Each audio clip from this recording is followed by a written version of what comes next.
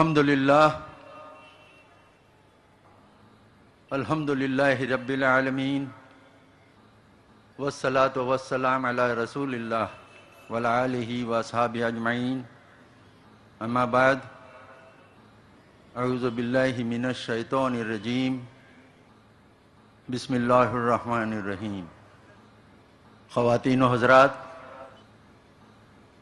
Islamic research foundation کی جانب سے میں منظور شیخ آپ سے مخاطب ہوں۔ میں آپ سب کا استقبال کرتا ہوں۔ ڈاکٹر صاحب کے آج کی تقریر کا عنوان ہے ایمان، اسلام اور اللہ کی راہ میں جد و جہد۔ آج ہمارے بیچ جلیل القدر ہستی ڈاکٹر اسرار صاحب موجود ہے۔ میں ان سے مؤدبانہ گزارش کرتا ہوں کہ وہ آج کے اس عنوان ایمان، اسلام اور اللہ کی راہ میں جد و جہد کے عنوان پر ہم سے خطاب کریں۔ ڈاکٹر اسرار احمد بعنوان ایمان، اسلام اور اللہ کی راہ میں جد و جہد۔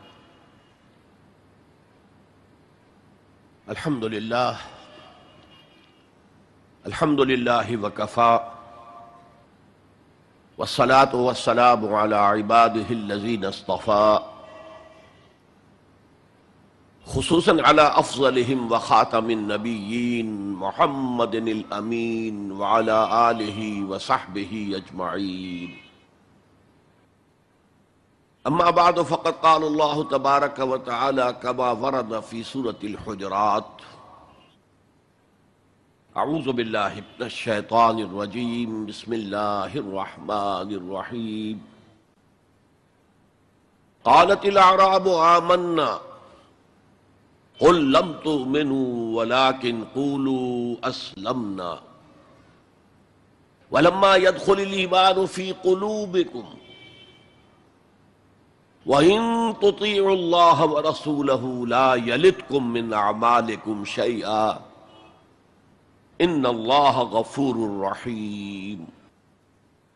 إِنَّمَا الْمُؤْمِنُونَ الَّذِينَ آمَنُوا بِاللَّهِ وَرَسُولِهِ ثُمَّ لَمْ يَرْتَابُوا وَجَاهَدُوا بِأَمْوَالِهِمْ وَأَنفُسِهِمْ فِي سَبِيلِ اللَّهِ اولئک هم الصادقون۔ قل اتعلمون اللہ بدینکم واللہ یعلم ما فی السماوات وما فی الارض واللہ بکل شیء علیم۔ یمنون علیک ان اسلموا قل لا تمنوا علی اسلامکم بل اللہ یمن علیکم ان ہداکم للایمان ان کنتم صادقین۔ ان اللہ یعلم غیب السماوات والارض واللہ بصیر بما تعملون۔ وقال عز وجل كما ورد في سورة الصف: یا ایھا الذین آمنوا هل ادلکم علی تجارۃ تنجیکم من عذاب علیم تؤمنون باللہ ورسولہ وتجاہدون فی سبیل اللہ باموالکم وانفسکم ذالکم خیر لکم ان کنتم تعلمون۔ وقال عز وجل كما ورد في نفس السورة: ان اللہ یحب الذین یقاتلون فی سبیلہ صفا کأنہم بنیان مرصوص۔ صدق اللہ العظیم۔ وعن الحارث الاشعری رضی اللہ تعالی عنہ قال قال رسول اللہ صلی اللہ علیہ وسلم: انی آمرکم بخمس وفی روایت اللہ امرنی بہن بالجماعت والسمع والطاعت والہجرت والجہاد فی سبیل اللہ۔ رواہ امام احمد رحمہ اللہ۔ رب اشرح لی صدری ویسر لی امری واحلل عقدۃ من لسانی یفقہوا قولی۔ اللہم ربنا الہمنا رشدنا واعذنا من شرور انفسنا۔ اللہم ارنا الحق حقا وارزقنا اتباعہ وارنا الباطل باطلا وارزقنا اجتنابہ۔ اللہم نور قلوبنا بالایمان واشرح صدورنا للاسلام۔ اللہم وفقنا ان نجاہد فی سبیلک باموالنا وانفسنا۔ اللہم ارزقنا شہادۃ فی سبیلک، آمین یا رب العالمین۔ معزز حاضرین اور محترم خواتین، السلام علیکم ورحمۃ اللہ وبرکاتہ۔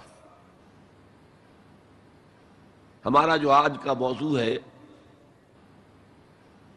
وہ عنوان ہی سے نظر آ رہا ہے کہ طوالت طلب ہے،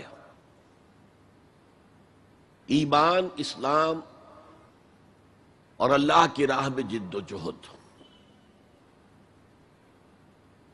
سب سے پہلی بات اس ضمن میں یہ سمجھنی چاہیے کہ قرآن مجید میں ایمان اور اسلام اور مومن اور مسلم تقریباً ہم معنی اور مترادف الفاظ کے طور پر استعمال ہوئے، اگرچہ ایمان کا زیادہ تعلق انسان کے باطن سے ہے، اس کے ذہن سے ہے، قلب سے ہے، اور اسلام کا زیادہ تعلق اس کے عمل سے ہے، تاہم جس شخص کے دل میں ایمان ہے اور عمل میں اسلام ہے اسے آپ مومن کہیں یا مسلم کہیں، کوئی فرق واقع نہیں ہوتا۔ Call the rose by any name, it will smell as sweet۔ لیکن یہ کہ اگر دو اصطلاحیں ہیں قرآن کی اور ہمارے دین کی تو لازماً ان میں کوئی فرق ہے، اور یہ جو آج ہم جس کا مطالعہ کر رہے ہیں یہ مقام قرآن حکیم کا اہم ترین مقام ہے اس خاص مضمون کے اعتبار سے۔ یہ وضاحت میں نے اس لیے کر دی کہ خاص مضمون کے اعتبار سے کہ قرآن کا کوئی ایک لفظ بھی غیر اہم نہیں ہے، لیکن مختلف موضوعات کے اعتبار سے مختلف مقامات کو سب سے بڑھ کر اہمیت کا حامل قرار دیا جا سکتا ہے۔ تو خاص اس موضوع پر، ایمان اور اسلام کے فرق پر، یہ مقام قرآن حکیم کا اہم ترین مقام ہے۔ قالت الاعراب آمنا، یہ بدو لوگ کہہ رہے ہیں ہم ایمان لے آئے۔ قل لم تؤمنوا، اے نبی ان سے کہہ دیجئے تم ایمان ہرگز نہیں لائے ہو۔ شاید بعض حضرات سوچے یہ ہرگز کا لفظ تم نے کہاں سے ایڈ کر دیا؟ تو عربی میں فعل ماضی کی نفی کا ایک طریقہ یہ ہے کہ ماضی ہی کے صیغے پر ما کا اضافہ کر دے، ما آمنتم، تم ایمان نہیں لائے ہو۔ لیکن فعل مضارع سے قبل لم لایا جائے تو یہ ماضی کی نفی ہے انتہائی تاکیدی۔ لم تؤمنوا، ما آمنتم نہیں کہا، لم تؤمنوا، تم ہرگز ایمان نہیں لائے ہو۔ ولیکن قولوا اسلمنا، ہاں یوں کہو کہ ہم اسلام لے آئے ہیں، یا ہم نے اطاعت قبول کر لی ہے، ہم نے سرنڈر کر دیا ہے، اسلام کی، اسلامی ریاست کی بالادستی قبول کر لی ہے۔ ولیکن قولوا اسلمنا، اور اب دیکھیے نہایت تاکیدی نفی پہلے ہو چکی ہے، لم تؤمنوا، پھر مزید تاکید ولما يدخل الایمان فی قلوبکم، ابھی تک ایمان تمہارے دلوں میں ہرگز داخل نہیں ہوا۔ یہ پھر لما، لم کا اضافہ ہے۔ یہ مقام ہے جہاں ان دونوں چیزوں کو بالکل علیحدہ کر کے ایک دوسرے کے مقابل میں لے آئے ہیں۔ ثابت ہوا ایمان کچھ اور ہے، اسلام کچھ اور ہے۔ ذرا نوٹ کر لیجئے کہ قرآن مجید میں یا اسلام کی اصطلاحات میں 3 جوڑے ایسے ہیں کہ جن میں عام اور خاص کی نسبت ہے. ایمان خاص ہے، اسلام عام ہے. یعنی ہر مومن تو لازماً مسلم ہے، ہر مسلم لازماً مومن نہیں ہے. یہی معاملہ نبی اور رسول کا ہے. نبی عام ہے، رسول خاص ہے. ہر رسول تو لازماً نبی ہے، لیکن ہر نبی لازماً رسول نہیں ہے. یہی معاملہ جہاد اور قتال کا ہے. قتال تو لازماً جہاد ہے، لیکن جہاد لازماً قتال نہیں ہے. ان اصطلاحات کے بارے میں بہت خوبصورت بات کہی ہے مفسرین نے.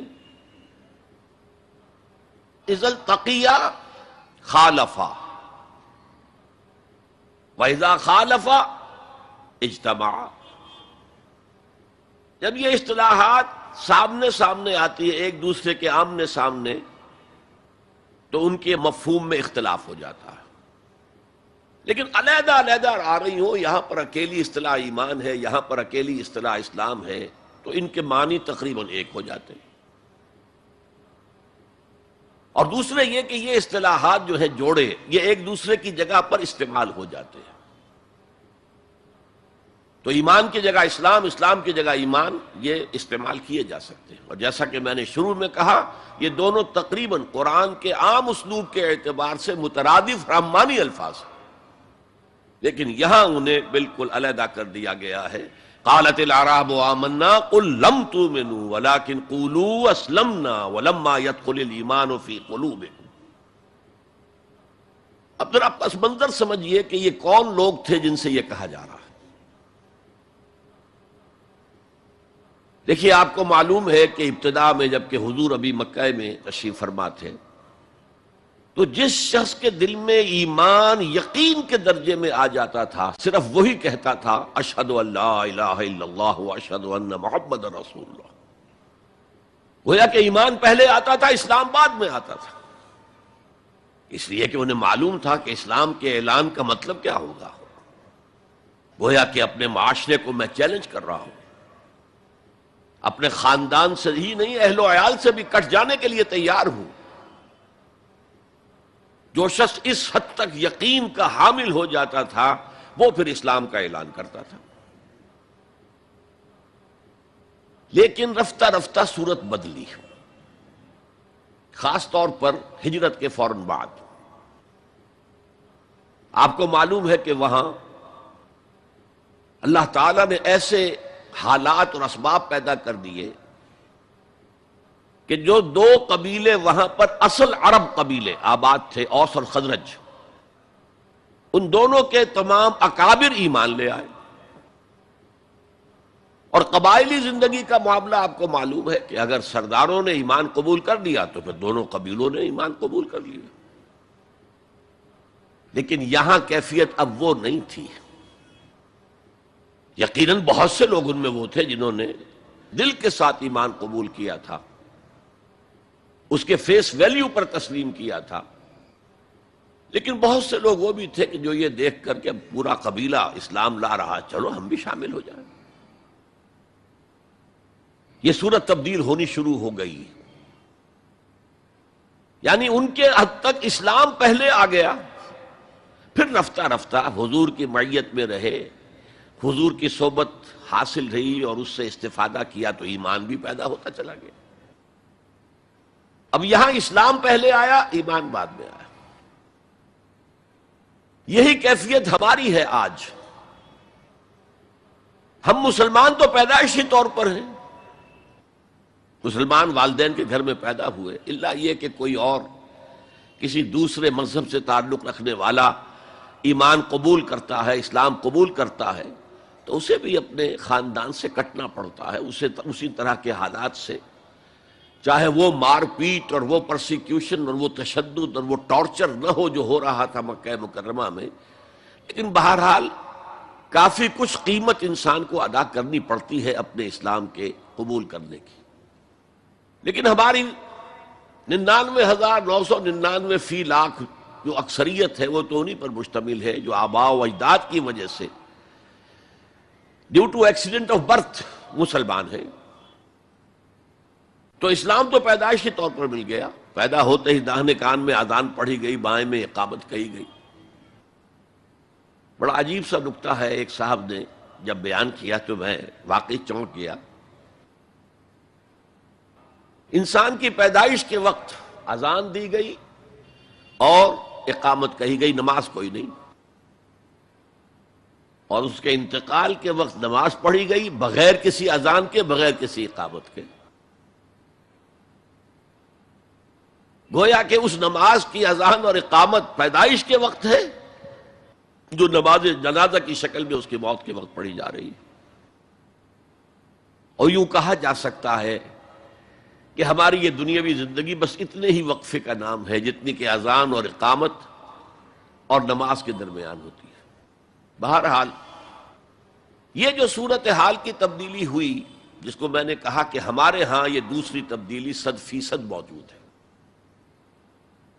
یہ تبدیلی اپنے کلائمیکس کو پہنچ گئی جب حضور کو اللہ تعالیٰ نے اتنی کامیابی عطا کی کہ مکہ بھی فتح ہو گیا. تو اگرچہ عرب میں کوئی فارمل گورنمنٹ نہیں تھی، کوئی حکومت فارمل وہاں قائم نہیں تھی، لیکن قریش کا مقام پورے عرب میں ایسے ہی تھا جیسے کہ کسی ملک کا صدر مقام ہوتا ہے. مذہبی مرکز وہی تھا، خانہ کعبہ وہاں تھا، تمام قبیلوں کے بت وہاں رکھے ہوئے تھے، قریش اس کے متولی تھے،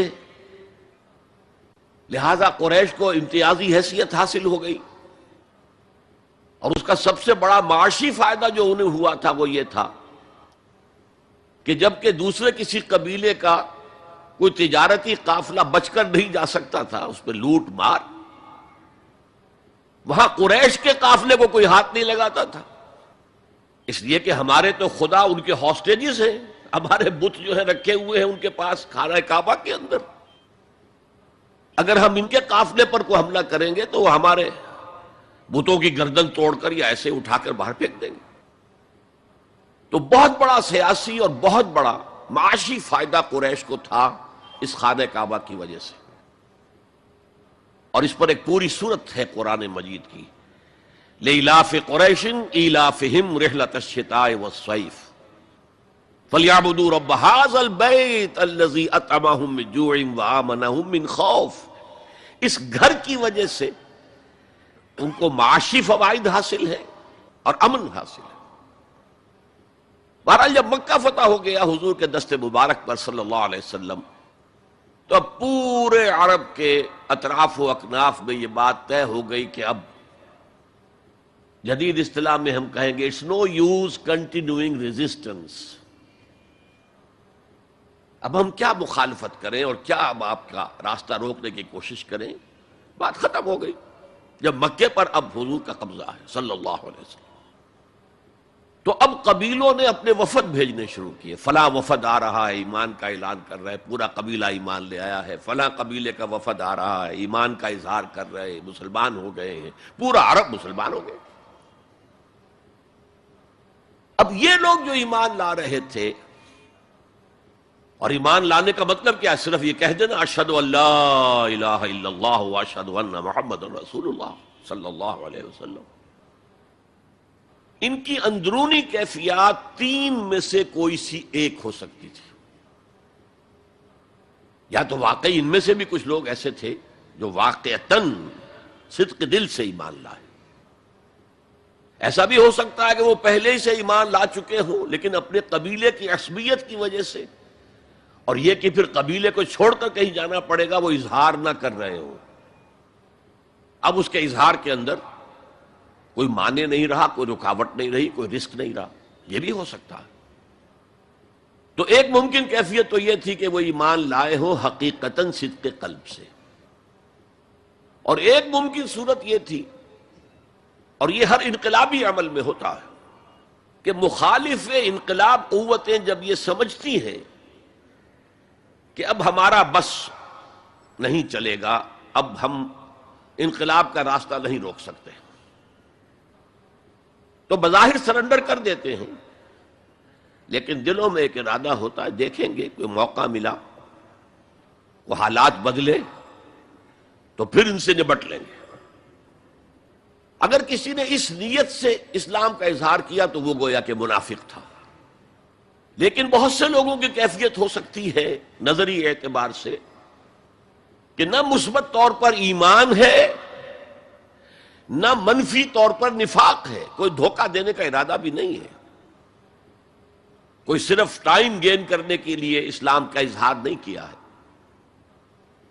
تو گویا کہ یہ پازیٹو ویلیو ایمان کی +1 +2 +3 +4 ایمان کے درجے ہیں، ایک عام آدمی کا ایمان ہے، ایک ابو بکر صدیق کا ایمان ہے، زمین و آسمان کا فرق ہے۔ خود صحابہ میں یہ درجہ بندی تھی، اور ہم تو اپنے ایمان سے کیا نسبت اور کیا تناسب قائم کریں گے صحابہ کے ایمان کے ساتھ، بالخصوص ابو بکر صدیق جیسے صدیق اکبر کے ایمان کے ساتھ رضی اللہ تعالی عنہ۔ اسی طرح -1 -2 -3 -4 یہ منافقت کے درجے ہیں، کس درجے کا نفاق ہے، کس درجے میں ڈٹرمینیشن ہے کہ we have only to buy time, اب اس کے سوا چارہ نہیں ہے، اب ہم ریزسٹ نہیں کر سکتے، it's no use continuing resistance, سر جھکا لو and wait for some occasion opportunity کہ پھر کھڑے ہو اور اس انقلاب کو انڈو کر دے، ختم کر دے۔ کاؤنٹر ریولوشنری موومنٹ جیسے کہ بالفعل ہوئی، جھوٹے نبی کھڑے ہو گئے، اور ایک مرحلہ تو ایسا آیا کہ معلوم ہوتا تھا کہ پورا عرب مرتد ہو گیا،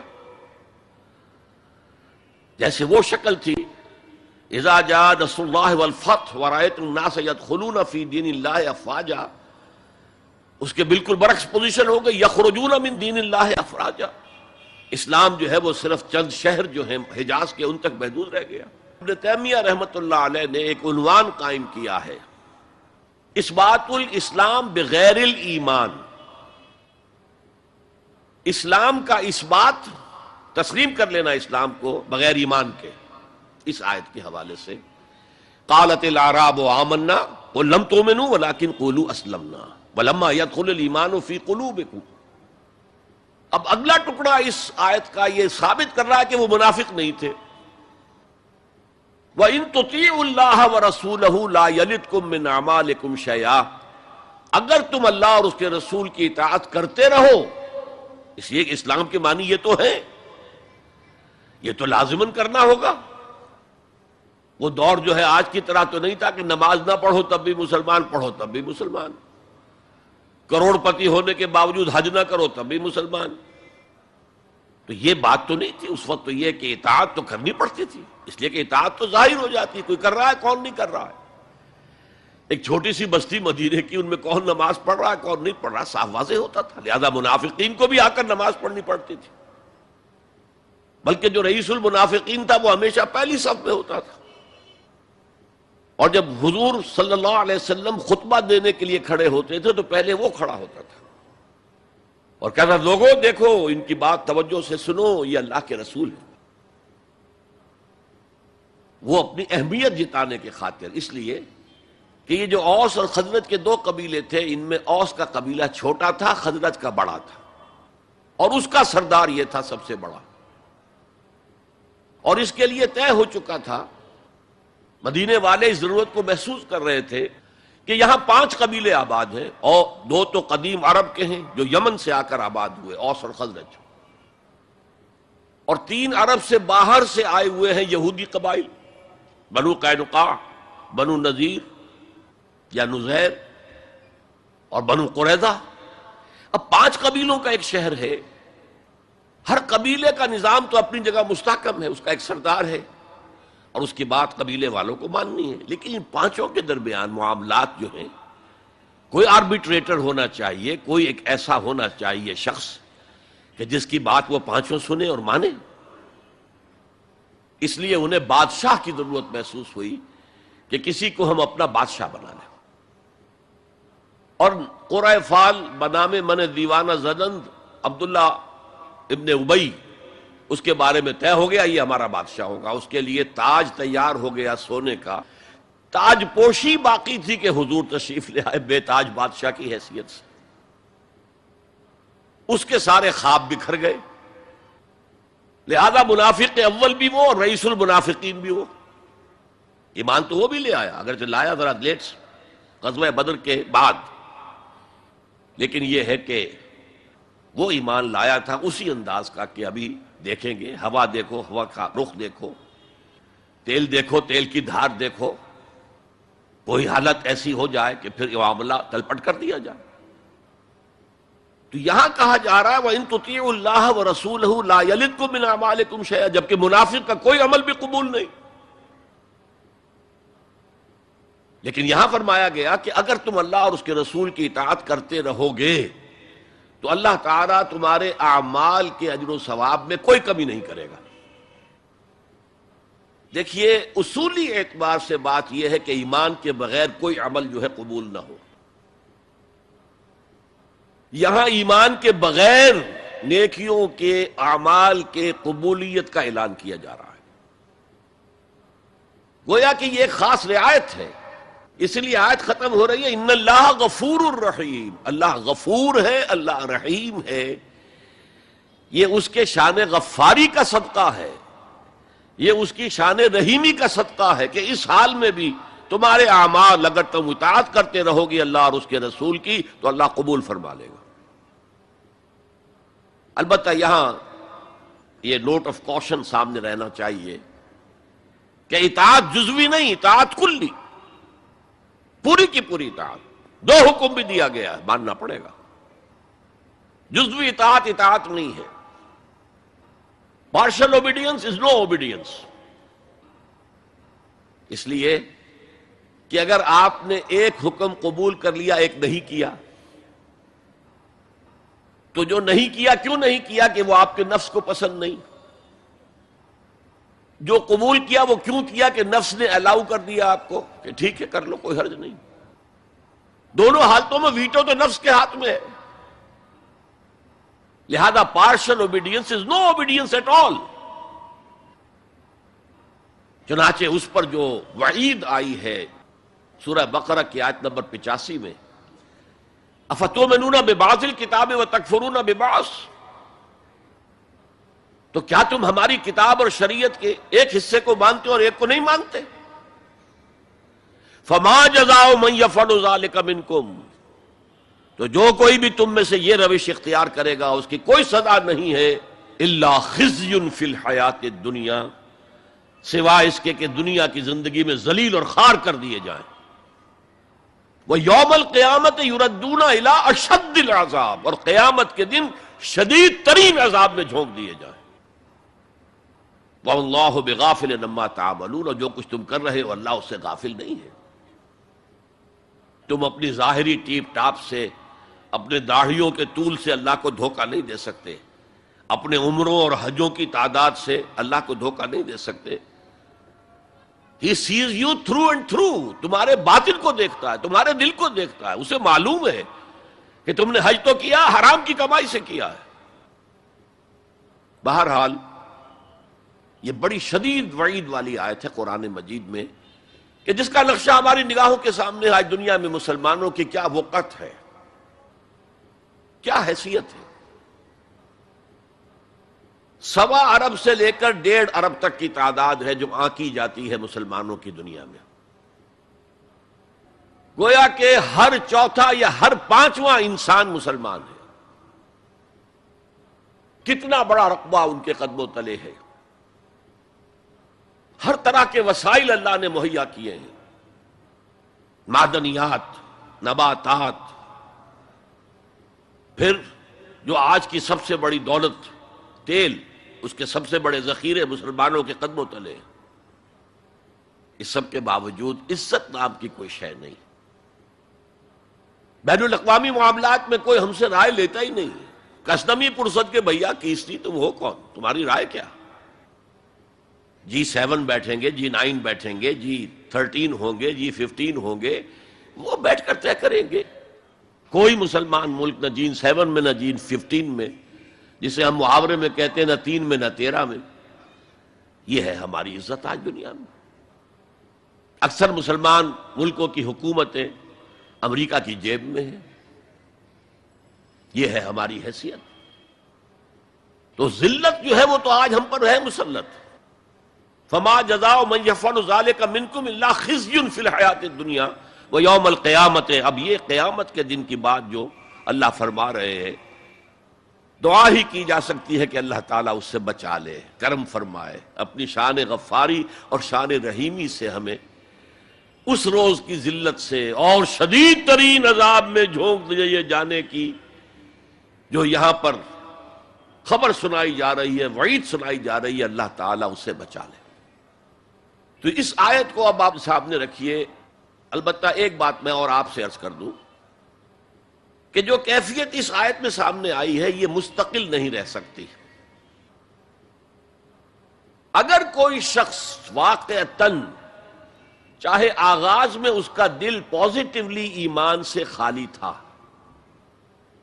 لیکن ساتھ ہی نیگیٹو نفاق سے بھی خالی تھا, کہہ سکتے ہیں زیرو لیول ہے, پلس ویلیوز اور مائنس ویلیوز کے درمیان زیرو آئے گا, تو باطن کے اعتبار سے چاہے وہ زیرو لیول پر تھا, لیکن اگر وہ اطاعت کرتا رہا, نماز پڑھتا رہا, روزہ رکھتا رہا, زکوٰۃ دیتا رہا, حرام چیزوں سے بچتا رہا, فرائض ادا کرتا رہا, تو اس سے لازماً ایمان پیدا ہو جائے گا اس کے دلوں میں. اس لیے کہ یہ دو طرفہ پروسیس ہے, بائی لیٹرل.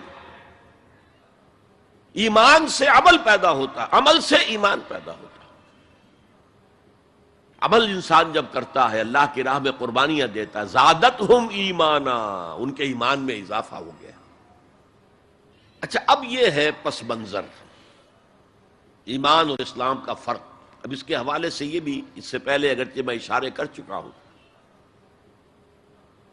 اسلام کی جو تعریف کی گئی ہے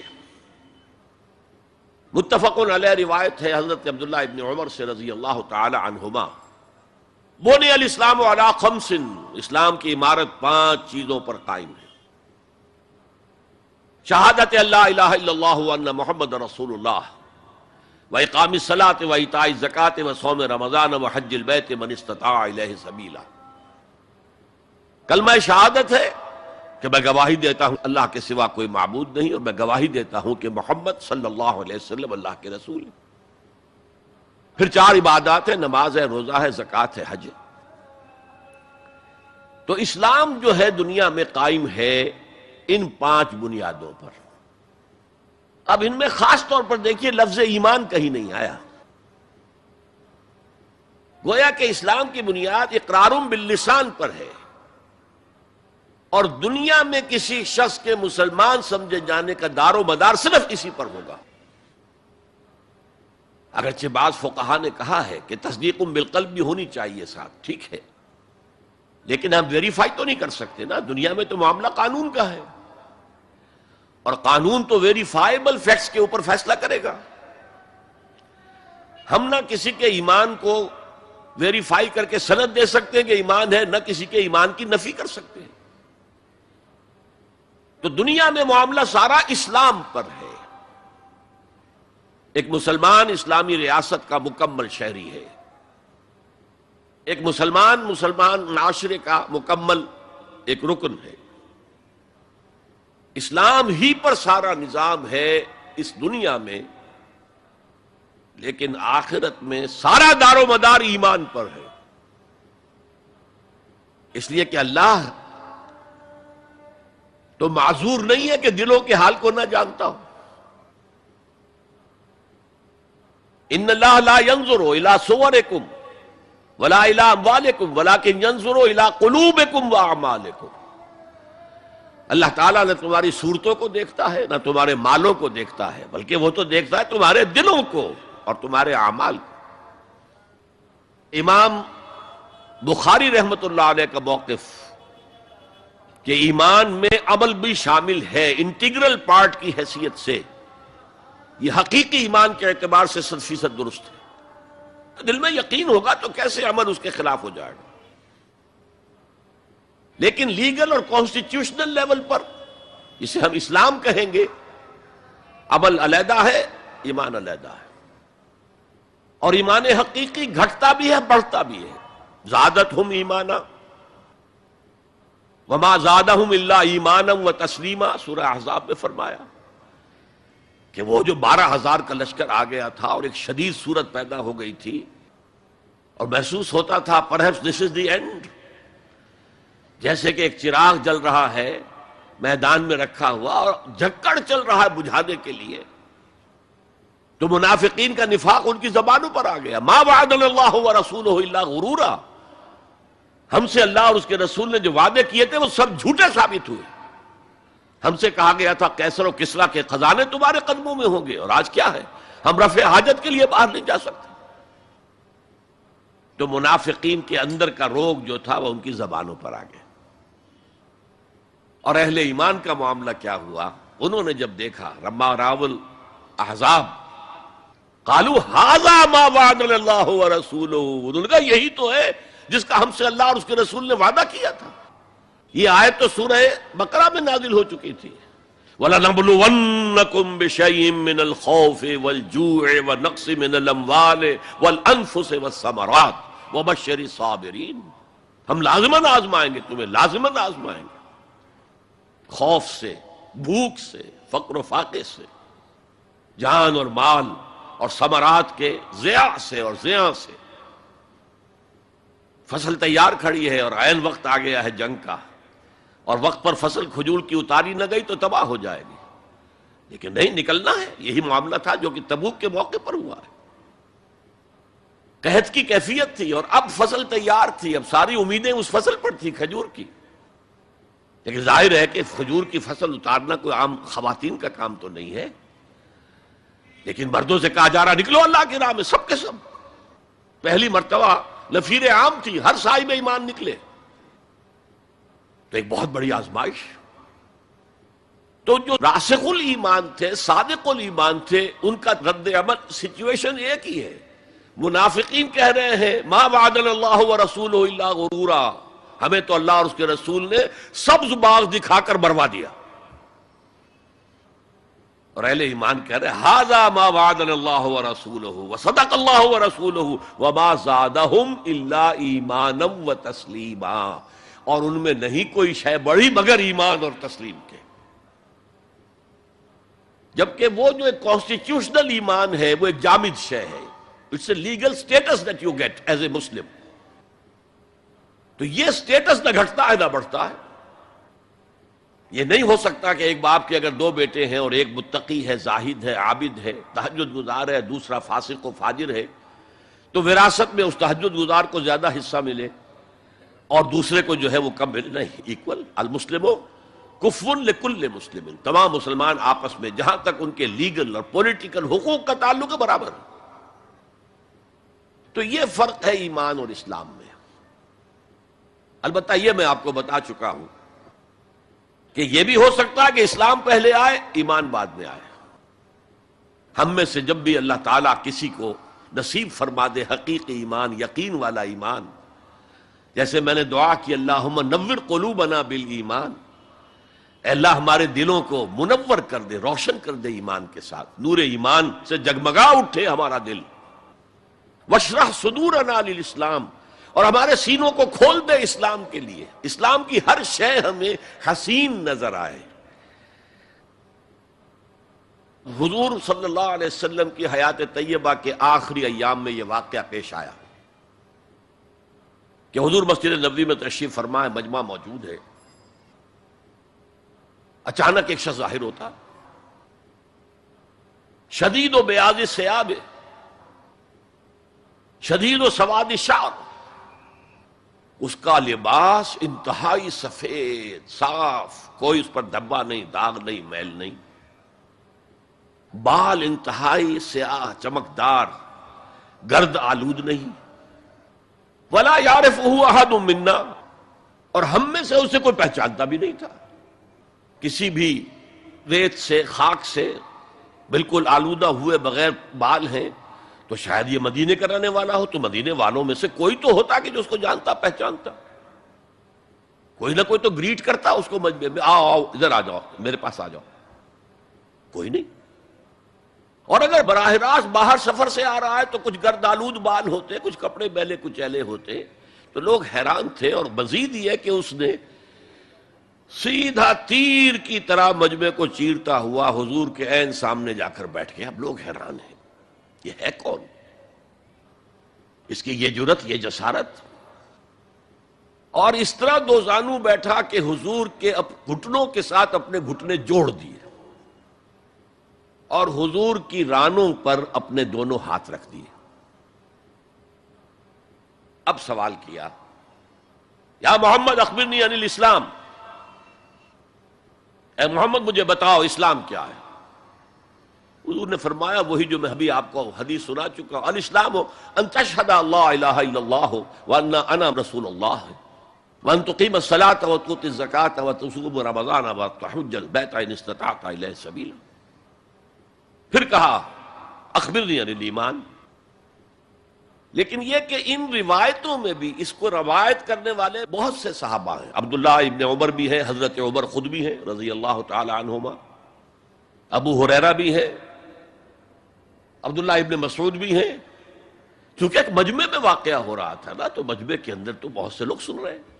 اگرچہ جیسے آج بھی ہوگا کہ میں جو بات کہہ رہا ہوں، آپ میں سے بہت سے حضرات میری ساری بات سن کر اگر کہیں جا کر رپورٹ کریں گے تو ان کی باتوں میں اختلاف ہو جائے گا۔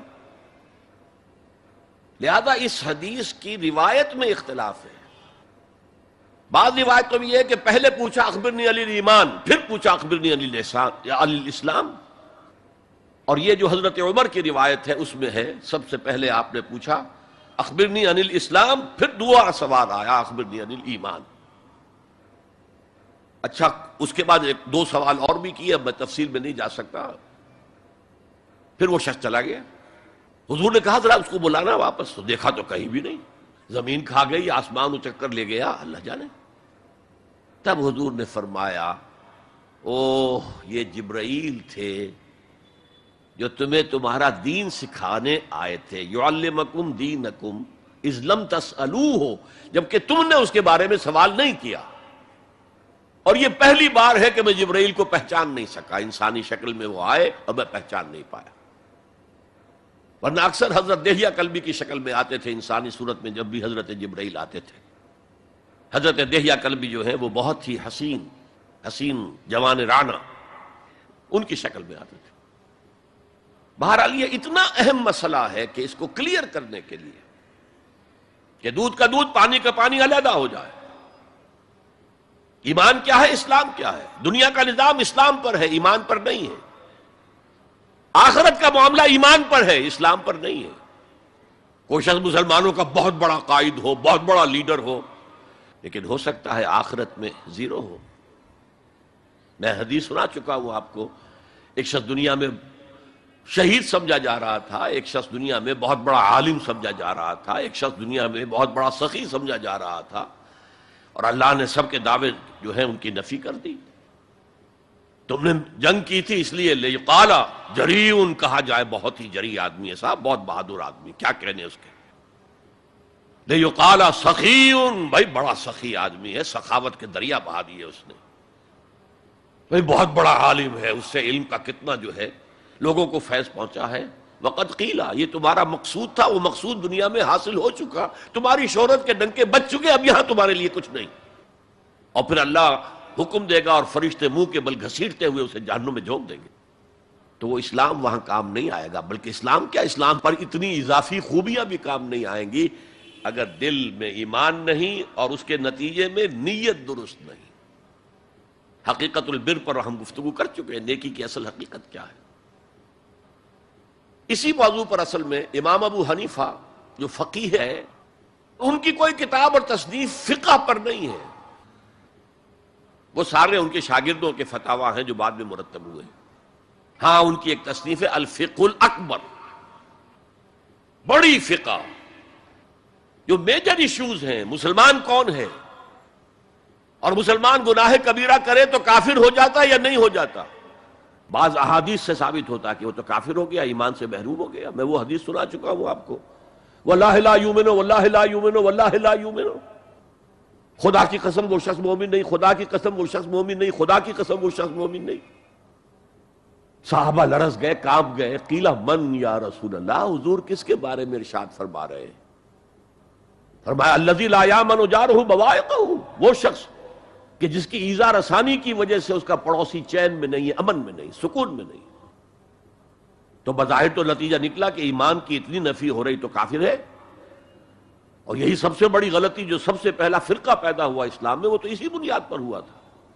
خوارج کا موقف یہی تھا، گناہ کبیرہ کا مرتکب کافر ہے، اور کافر ہے تو گویا کہ مرتد ہے، اور مرتد ہے تو واجب القتل ہے.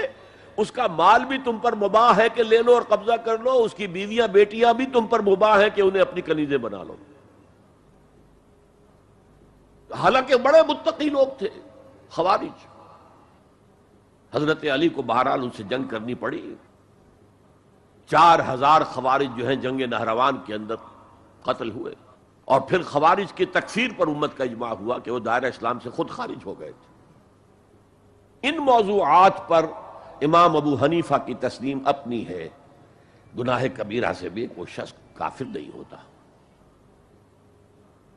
بہرحال ہمارا جو اصل موضوع ہے اس کی طرف میں آ رہا ہوں. اسلام اور ایمان کو جب علیحدہ علیحدہ اس طرح کر دیا، نیچرلی اب ایک سوال پیدا ہوتا ہے کہ پھر مومن کو ڈیفائن کیجئے. ہو از اے مومن؟ We want to be acknowledged as مومنز. کیا پری ریکویزٹس ہیں، کیا شرائط ہیں؟ یہ دیکھیے ربط آیات، ربط آیت بالآیت. چونکہ آیت نمبر 14 میں اسلام اور ایمان جدا، اور کچھ لوگوں کا اسلام قبول، اطاعت قبول، ایمان کی نفی مطلق. لم تؤمنوا ولما يدخل الایمان فی قلوبکم. تو اس پس منظر میں نیچرل کوسچن ہے جو اٹھتا ہے، مومن کون ہے؟ ڈیفائن کیجیے. اور یہ آیت اگلی اس اعتبار سے قرآن مجید کی اہم ترین آیت ہے. A comprehensive definition of who is a مومن، جس کو اصطلاح میں کہا جاتا ہے جامع و مانع تعریف. جامع اور مانع تعریف، کسی چیز کو ڈیفائن کریں اس طریقے سے کہ کوئی شے جو اس کے باہر ہے وہ اس میں داخل نہ ہو جائے، اور کوئی شے جو اس کا جز ہے باہر نہ رہ جائے. جامع بھی ہو، اس کے تمام اجزاء اس میں آ جائیں، اور مانع ہو کہ کوئی شے جو اس سے مناسبت نہ رکھتی ہو اس میں شامل نہ ہو سکے. جامع و مانع تعریف مومن کی وہ اس آیت میں، آیت نمبر 15 میں. انما المؤمنون الذین آمنوا باللہ ورسولہ ثم لم یرتابوا. اب یہاں بھی وہ اسلوب حصر ہے، انما.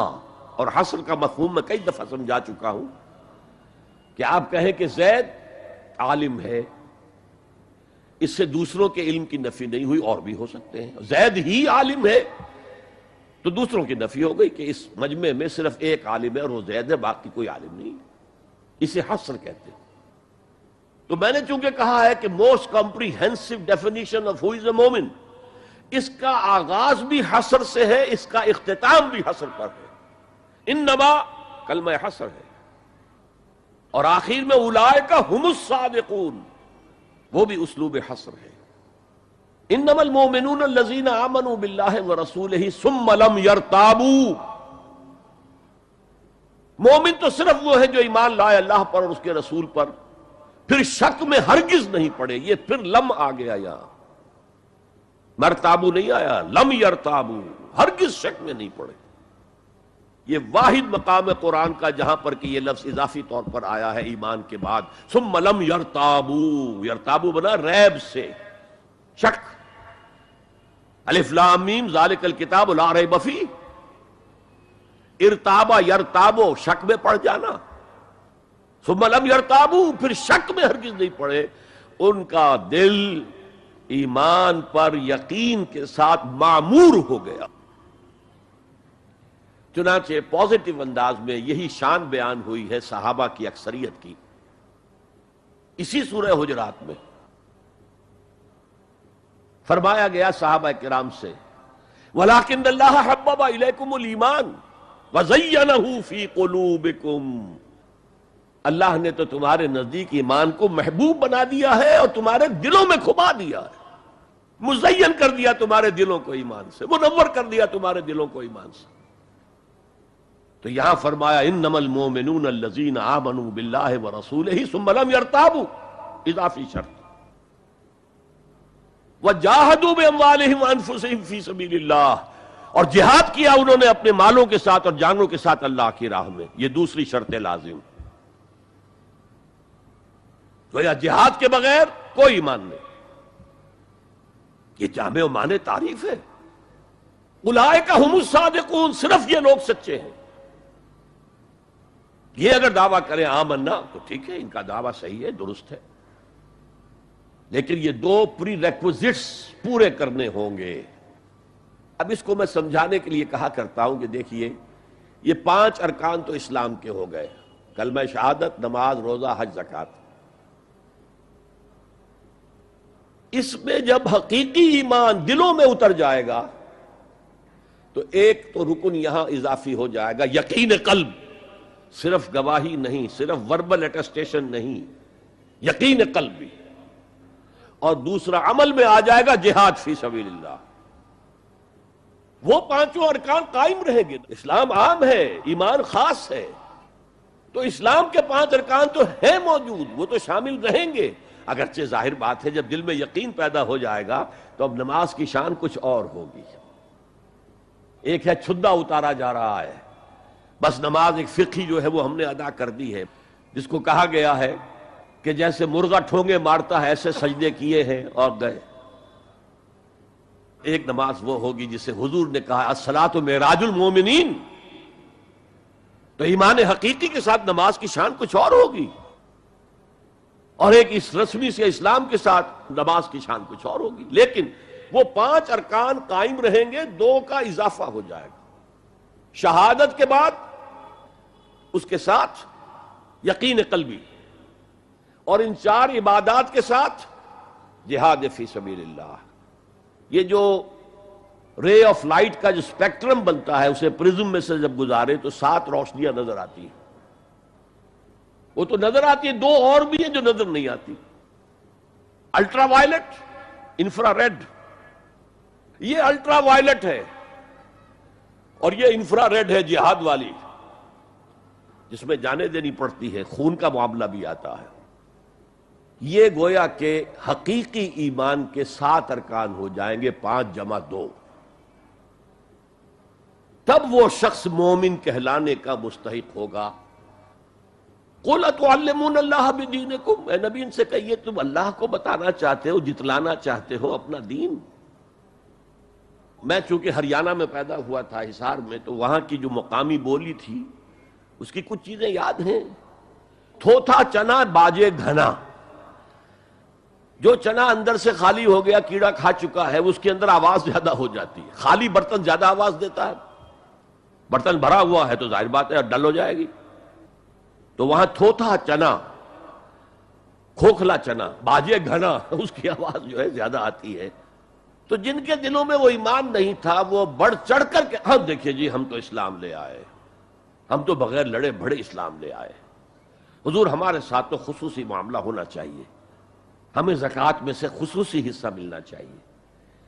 یہ جو وہ جتلاتے تھے اپنے دین کو، تو فرمایا قُلْ أَتُعَلِّمُونَ اللَّهَ بِدِينِكُمْ، کیا اللہ کو اپنا دین جتلا رہے ہو؟ وَاللَّهُ يَعْلَمُ مَا فِي السَّمَاوَاتِ وَمَا فِي الْأَرْضِ، اللہ کو تو معلوم ہے جو کچھ آسمانوں میں ہے اور جو کچھ زمین میں ہے۔ وَاللَّهُ بِكُلِّ شَيْءٍ عَلِيمٌ، اللہ تو ہر چیز کا جاننے والا ہے۔ اگر حقیقی ایمان تمہارے دلوں میں تو اللہ کو معلوم ہے، اور جیسا ایمان تم لائے ہو اللہ جانتا ہے اس کو۔ آیا واقعی صدق دل کے ساتھ ہے یا نفاق کے اور دھوکے کے ساتھ ہے، یا یہ کہ خالی اسلام ہے، زیرو لیول ہے۔ یمنون علیک ان اسلموا، اے نبی یہ آپ پر احسان دھر رہے ہیں کہ ہم اسلام لے آئے، دیکھیے جی ہم نے تو اطاعت قبول کر لی، آپ نے قریش سے تو اتنی جنگیں کی ہیں، فلاں سے تو اتنی جنگیں کی ہیں، آپ کے ساتھی اتنے شہید بھی ہوئے، ہم نے تو جنگ نہیں کی، ہم ایسے ہی مان لے آئے ہیں، تو گویا کہ احسان ہے ہمارا۔ یمنون علیک، مننا یمنو، احسان دھرنا۔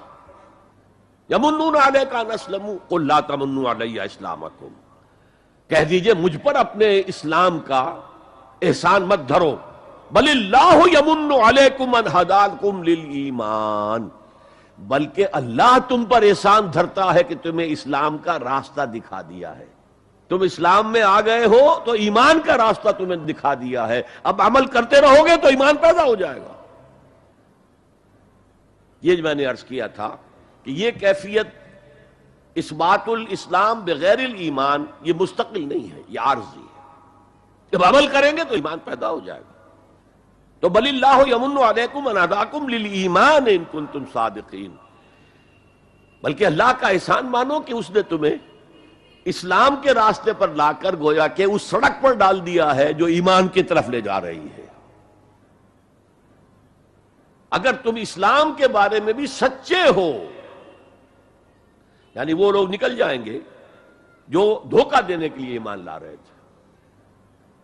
ان اللہ یعلم غیب السماوات والارض، یقیناً اللہ جانتا ہے ہر پوشیدہ چیز کو جو آسمانوں کی ہے اور زمین کی ہے۔ اور یہ غیب کا لفظ ہماری نسبت سے ہے، نوٹ کر لیجئے اسے، اللہ کے لیے کوئی غیب نہیں ہے، سرے سے کوئی غیب، ہر شے اس کے لیے شہود ہے، ہر شے ہر آن اس کی نگاہوں کے سامنے، کوئی شے اس کے لیے غیب نہیں۔ یہ ریلیٹو ٹرم ہے جو ہمارے لیے غیب۔ واللہ بصیر بما تعملون، اور جو کچھ تم کر رہے ہو اللہ اسے دیکھ رہا ہے۔ اچھا، اب پھر پہلی دو آیات کی طرف آ جائیے۔ اسلام ایمان علیحدہ چیزیں، ایمان کی تعریف یقین قلبی دل میں اور جہاد فی سبیل اللہ عمل میں۔ گویا کہ ان میں سے کوئی ایک چیز بھی نہیں ہے تو پھر مومن نہیں ہو تم۔ دل میں یقین نہیں تو مومن نہیں، عمل میں جہاد نہیں تو مومن نہیں۔ اب اسی کو دوسرے مقام سے جو میں نے آیات پڑھی تھی، سورہ صف کی آیت نمبر 10-11، یا ایھا الذین آمنوا هل ادلکم علی تجارۃ تنجیکم من عذاب علیم، اے اہل ایمان کیا میں تمہاری رہنمائی کروں اس تجارت کی جانب جو تمہیں جہنم کے عذاب سے بچا دے، نجات دے دے۔ سوال یہ انداز، یہ قرآن کا بھی انداز ہے، حضور کا بھی انداز تھا۔ پہلے سوال کیا جائے تاکہ اذہان سوچنے کی طرف آمادہ ہو جائے، تیار ہو جائیں کہ اب آگے کیا بات آ رہی ہے۔ حضور بھی سوال کیا کرتے تھے، اتدرون من المفلس، تم جانتے ہو مفلس کسے کہتے ہیں؟ اکثر و بیشتر صحابہ کا جواب ہوتا تھا اللہ ورسولہ عالم، اللہ اور اس کا رسول بہتر جانتے ہیں۔ پھر حضور دوبارہ پوچھتے تھے تو اپنی اپنی سمجھ کے مطابق جواب دیتے تھے۔ المفلس عندنا ما لا درہم لہ ولا دینارا، حضور ہم مصلف اسی کو سمجھتے ہیں جس کے پاس نہ درہم ہے نہ دینار ہے۔ فرمایا نہیں، میری امت کا مفلس وہ ہوگا جو قیامت میں حاضر ہوگا تو نمازوں کی بھی بہت بڑی گٹھری لے کر آئے گا، روزے بھی ہوں گے، عمرے بھی ہوں گے، حج بھی ہوں گے، نیکیوں کی بہت بڑی بڑی گانٹھیں ساتھ ہوں گی، لیکن حقوق العباد میں اس نے کوتاہی کی ہوگی۔ قد اکل مال ھذا، اس شخص کا مال ہڑپ کر لیا ہوگا غلط طریقے سے، بہنوں کا حصہ وراثت میں کھا لیا ہوگا، کسی پر تہمت لگائی ہوگی، کسی کی غیبت کی ہوگی، اور وہ سارے دعوے دار جمع ہو جائے، اللہ اس شخص نے میرے ساتھ یہ کیا، اللہ اس شخص نے میرے ساتھ یہ کیا، تو اس کی نیکیاں سب دے دی جائیں گی۔ اچھا بھائی وہاں کوئی اور کرنسی تو ہے نہیں کہ اتنے ہزار جرمانہ یا اتنا لاکھ جرمانہ، اچھا تم اس کی نمازیں لے جاؤ، تم اس کے روزے لے جاؤ، تم اس کے حج اور عمرے لے جاؤ، خالی ہو گیا، اور دعوے دار اب بھی باقی ہیں، تو ان کے گناہ اب ان کے حساب میں پڑنے شروع ہوں گے، اور وہ ان کے گناہوں کے بوجھ تلے دب کر جہنم میں جھونک دیا جائے۔ یہ مفلس ہے، یہ انداز تھا، یہ قرآن کا بھی انداز ہے اور یہی حضور کا انداز تھا۔ یا ایھا الذین آمنوا هل ادلکم علی تجارۃ تنجیکم من عذاب علیم، اے ایمان والو، اے ایمان کے دعوے دارو، یا اے وہ لوگوں جو ایمان قانونی حاصل کر چکے ہو، یا اے وہ مسلمانوں جن کی رسائی ابھی تک حقیقی ایمان تک نہیں ہوئی، یا ایھا الذین آمنوا هل ادلکم علی تجارۃ تنجیکم من عذاب علیم، کیا میں بتاؤں تمہیں وہ تجارت، وہ کاروبار جس کا نفع کیا ہوگا کہ جہنم سے چھٹکارا پا جاؤ۔ اب یہاں ایک منٹ رک کر توقف کر کے نظم کلام کے اعتبار سے ایک نتیجہ سامنے لے آئیے، اگر وہ تجارت نہیں کرو گے تو جہنم سے نجات کی امید یہ تمہاری وشفل تھنکنگ ہے، تمہاری آرزویں ہیں، تلک امانیہم، یہ ان کی خواہشات ہیں جنہوں نے عقیدوں کی شکل اختیار کر لی ہے۔ یہ اللہ کا کلام ہے، کہ اس میں کوئی شے جو ہے محض شاعرانہ لفاظی کے لیے یا شاعرانہ مبالغے کے لیے تو نہیں ہے نا۔ گنجینہ معنی کا طلسم اس کو سمجھیو جو نفس کے غالب میرے اشعار میں آوے۔ تو قرآن میں جو لفظ آ رہا ہے وہ ہر لفظ اپنی جگہ پر معنی کا خزانہ ہے۔ هل ادلکم علی تجارۃ تنجیکم من عذاب الیم۔ اب جواب سنیے، تؤمنون باللہ ورسولہ، ایمان لاؤ اللہ پر اور اس کے رسول پر جیسا کہ ایمان لانے کا حق ہے۔ بات وہی ہو گئی نا، وہ پہلا تمہارا قانونی ایمان تھا، اصل ایمان کچھ اور ہے۔ اسی کو سورہ نساء میں فرمایا، یا ایھا الذین آمنوا آمنوا باللہ ورسولہ والکتاب الذی نزل علی رسولہ والکتاب الذی انزل من قبل۔ اے ایمان کے دعوے دارو، ایمان لاؤ جیسا کہ ایمان لانے کا حق ہے، اللہ پر بھی اور اس کے رسول پر بھی، اور اس کتاب پر بھی جو اپنے رسول پر اس نے نازل فرمائی، اور اس کتاب پر بھی جو پہلے نازل کی تھی۔ تؤمنون باللہ ورسولہ وتجاہدون فی سبیل اللہ باموالکم وانفسکم۔ بالکل وہی آیت نمبر 15 بن گئی کہ نہیں سورہ حجرات کی؟ ایمان لاؤ اللہ پر اس کے رسول پر، یا ایمان رکھو اللہ پر اس کے رسول پر جیسے کہ ایمان کا حق ہے، اور جہاد کرو اللہ کے راہ میں اپنی جانوں اور مالوں کے ساتھ۔ تؤمنون باللہ ورسولہ وتجاہدون فی سبیل اللہ باموالکم وانفسکم ذالکم خیر لکم ان کنتم تعلمون۔ یہی تمہارے حق میں بہتر ہے اگر تم سمجھو، اگرچہ بظاہر تو گھاٹے کا سودا ہے دنیاوی اعتبار سے، اللہ کی راہ میں جہاد کرنا جان کا اندیشہ ہے، قتال کے لیے نکلنا جان کا، جو اگر بچ کے آ گئے تو ایک نئی زندگی سمجھیے، ورنہ انسان میدان جنگ میں جاتا ہے تو جان ہتھیلی پر رکھ کر جاتا ہے۔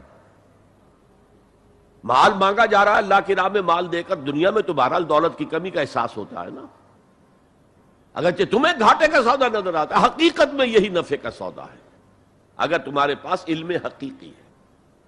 اب ان دو مقامات سے جو نتیجہ میں نے نکالا، there can be no ایمان without jihad فی سبیل اللہ، there can be no salvation on the day of judgment without jihad فی سبیل اللہ۔ کس قدر اہم ہے جہاد فی سبیل اللہ کو اب سمجھنا، اس کے تقاضوں کو جاننا، اس کی شرائط کا فہم حاصل کرنا۔ اس ضمن میں جو دنیا میں آج غلط فہمیاں پھیلی ہوئی ہیں اور زبردستی پھیلائی بھی جا رہی ہیں جان بوجھ کر، اس کا اصل سبب ہم خود ہیں۔ ہماری بہت بڑی غلطی ہوئی، بہت بڑی غلطی ہوئی، بہت بڑی غلطی ہوئی کہ ہم نے جہاد اور قتال کو ہم مانی قرار دے دیا۔ یہ بھی جوڑا وہی ہے، عام اور خاص، لیکن جہاد اور قتال